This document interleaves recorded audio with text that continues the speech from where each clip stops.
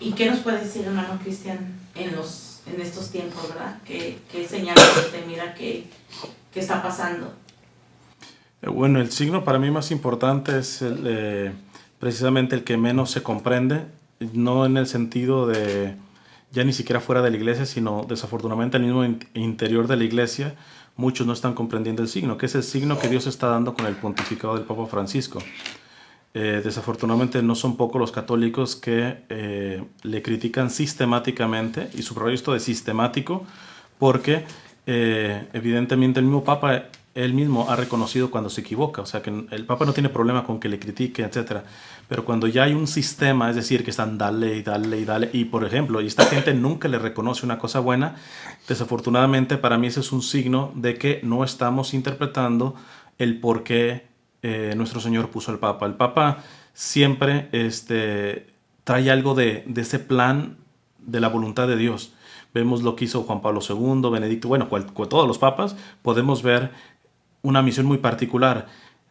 Y esa misión particular, al ser del sumo pontífice, es decir, de quien está dirigiendo la iglesia con la ayuda del Espíritu Santo, pues para mí es uno de los signos más importantes que nosotros tenemos que estar claros. Entonces, ¿cuál es el signo más claro respecto al pontificado del Papa Francisco? Pues yo creo que él lo dijo muy claro desde muy arrancado su pontificado. Por ejemplo, en la primera audiencia que él dio, suspiró y hasta dijo, ahorita que el mismo Evangelio menciona que Jesús también dice, dando un profundo gemido desde lo íntimo de su ser, o sea, como que suspiró y cuando suspira es como agarrando fuerzas para decir algo muy importante. El Papa me acuerdo que esa vez suspiró y dijo, ¿cómo me gustaría una iglesia pobre y para los pobres? Entonces, para mí, el signo concreto es de que el Papa está preparando la iglesia en una simplificación de sus miembros, comenzando desde la jerarquía, él mismo poniendo el ejemplo, él vive en Santa Marta en un cuartito cualquiera, tratando de bajar presupuestos y todo ese tipo de cosas, la curia, y priorizando hacia afuera a los más pobres, ¿verdad? ¿Y esto por qué? Ahí ya no podría decir, sería muy venturero dar datos y todo eso. Eh, yo no sé si viene una persecución, yo no sé si viene una catástrofe natural, yo no sé lo que venga, pero lo que viene, sí, por esta lectura de este signo del Papa Francisco, va a requerir una iglesia pobre y para los pobres. Y en esto yo en ocasiones comparto una cosa que me dijo una monja de clausura, una carmelita descalza, cuando me escuchaba decir este tipo de cosas. Una vez me compartió que tuvo un sueño ella y me dice, hermano, creo que cada vez lo entiendo más. Dice, soñé que el Señor me decía, o mi iglesia se simplifica a la buena o se va a simplificar a la mala. Entonces, creo, nuevamente, no sé qué sea eso a la mala. No sé si va a ser persecución, no sé si va a ser una catástrofe natural, no sé qué va a pasar. Pero para mí, Va a pasar, va a pasar. sí, pero y va a requerir que el católico sea pobre en el sentido de evangélico. Que si quieren ahorita podemos explicar los diferentes tipos de pobreza, pero necesita ser pobre y priorizar a los pobres, que eso desde la iglesia, toda la vida la iglesia ha dicho que la opción es preferencial por los pobres. No equivocarse con la teología de la liberación, que está equivocada, en donde hace una opción exclusiva de los pobres. Y entonces se vuelven los guerrilleros en contra de los ricos, y eso no es católico. Pero acá es una opción preferencial por los pobres. Y por los pobres en todos los sentidos, es decir, los más vulnerables, los más excluidos, etcétera, comenzando con el más vulnerable, que es el que está en el vientre materno, migrantes, refugiados, etcétera. O sea, esa han de ser la prioridad por parte de la iglesia. Pero es curioso que el Papa, desde el mismo nombre que agarró, Francisco, por Francisco de Asís, o sea, que es aquel que le decía no solamente la pobreza, sino le decía dama pobreza. Le decía la pobreza dama. Entonces, para mí sí es muy significativo, un signo de los tiempos, de que el pontificado del Papa Francisco es para mí demasiado sencillo en su objetivo fundamental.